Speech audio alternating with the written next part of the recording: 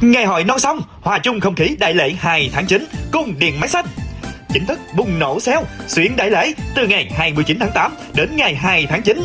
Chương trình đại lễ Quốc Khánh đã bắt đầu rồi, từ ngày 29 tháng 8 đến ngày 2 tháng 9, không cần đợi đâu quý bà con ơi. Đại lễ bùng nổ sale săn quà tặng ba mẹ dịp lễ Vu Lan thì quá tuyệt vời rồi anh chị ơi. Ba mẹ khỏe, ba mẹ vui, gia đình hạnh phúc.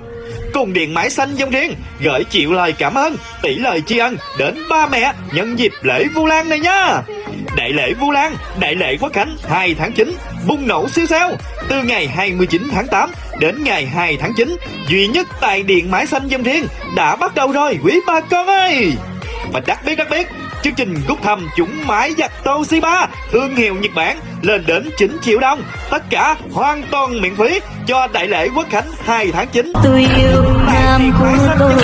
Tại Điện Máy Xanh